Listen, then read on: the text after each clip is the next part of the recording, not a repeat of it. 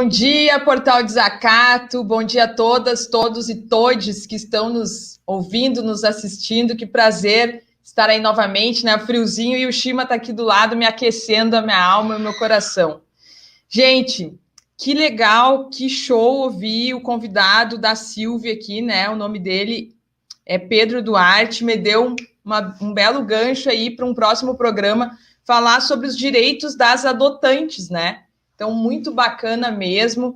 É um tema importante de falar. A CLT mudou bastante recentemente, sobre isso eu vou preparar. Mas hoje eu quero falar com você sobre um tema muito relevante, que é a violência política contra a mulher.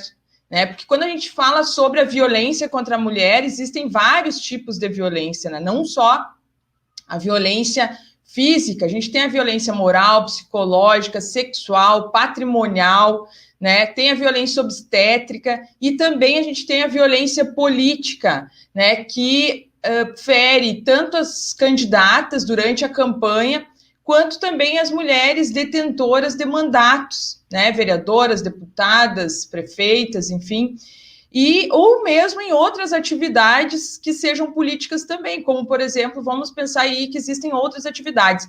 Mas aqui eu quero falar com vocês especificamente sobre esse caso aí, que é em relação às candidatas e mulheres detentoras de mandato. Então, no dia 13 de julho, foi aprovado pelo Senado um projeto que busca combater a violência política contra as mulheres. Esse projeto ele já foi aprovado na Câmara, agora aprovado no Senado, e foi, então, para o presidente da República para que ele sancione o projeto de lei. Basicamente, ele trata do seguinte: ele classifica como violência política contra a mulher toda ação, conduta, omissão ou omissão, né, com a finalidade de impedir, obstacularizar ou restringir os direitos políticos das mulheres, tá?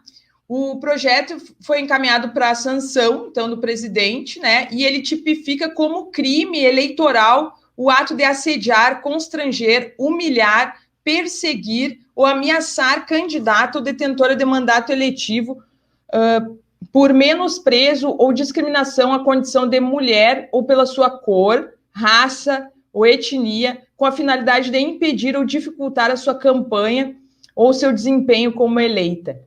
E olha só, gente, eu vou contar para vocês uma experiência minha. Eu tenho um canal do YouTube também, ali eu divulgo, né, algumas informações. E um dos vídeos que eu fiz sobre a história do voto feminino, várias mensagens ali diziam assim, que a mulher não deveria ter o direito de votar, que como a mulher não presta o serviço militar obrigatório, ela não tem direito a nada. Então, assim, a gente vive um momento realmente que é assustador, que eu nunca imaginei, nem nos meus piores pesadelos, que a gente viveria isso, né?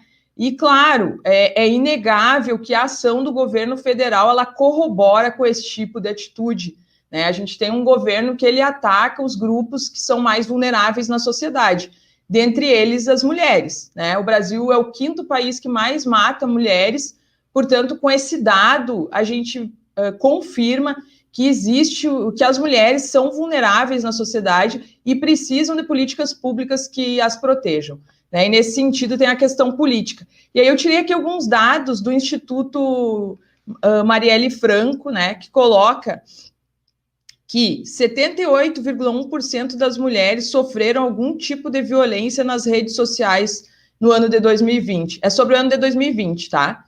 20,7% receberam comentários machistas nas redes sociais.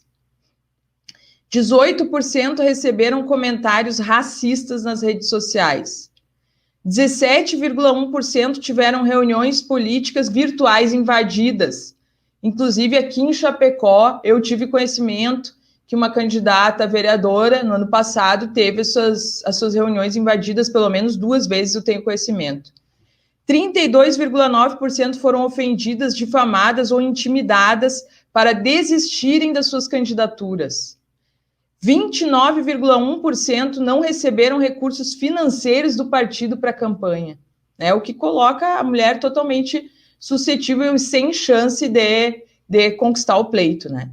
12,6% passaram por episódios de discriminação de ordem machista ou homofóbica em órgãos da Justiça Eleitoral. Os últimos dados que eu tenho aqui para vocês, 32,6% afirmaram ter denunciado algum dos casos de violência que sofreu. Então, vejam, são poucas as que denunciam, né? E 71% relataram não ter tido nenhuma formação ou mesmo apoio para entender que medidas de proteção existem. Então, as mulheres sofrem essa violência e não sabem o que podem fazer. Então, uma das medidas, gente, é procurar o Ministério Público, procurar a Justiça Eleitoral, procurar uma advogada, né, ou o próprio partido, sendo que às vezes a mulher pode estar sofrendo essa violência política intrapartidária, né? Então, mas precisa registrar de alguma maneira. A partir de agora, se o presidente sancionar, essas ações passam a ser crimes, né, puníveis com reclusão de 1 a 4 anos, salvo o melhor juízo. É um projeto de lei novo, né? Então, é muito importante porque eu, como advogada, combato diariamente a violência contra a mulher, mas é uma medida a conta-gotas, né? É a formiguinha. Então, para realmente a gente combater a violência contra a mulher, nós precisamos de mulheres em cargos de decisão, precisamos de mulheres legislando, precisamos de mulheres responsáveis pelos executivos municipais, estaduais e federal também, né? Chapecó aqui é um exemplo, nunca tivemos uma prefeita, né? O Brasil, nos seus 521 anos, apenas uma presidenta mulher, que ainda assim foi retirada, né? E muito pelo seu gênero, né? Então, quer dizer que a gente realmente... No Congresso Nacional temos apenas 12% dos cargos ocupados por mulheres. Então, pensem nas empresas públicas ou privadas, os cargos de direção, de chefia, geralmente são ocupados por homens, né? Delegados regionais, a própria OAB também, né? A classe a que eu pertenço, as empresas privadas, né? Então, realmente precisamos de mais mulheres na política, precisamos de mais mulheres ocupando os cargos políticos, porque são espaços que são imprescindíveis para combater fortemente a violência de gênero, a violência contra a mulher.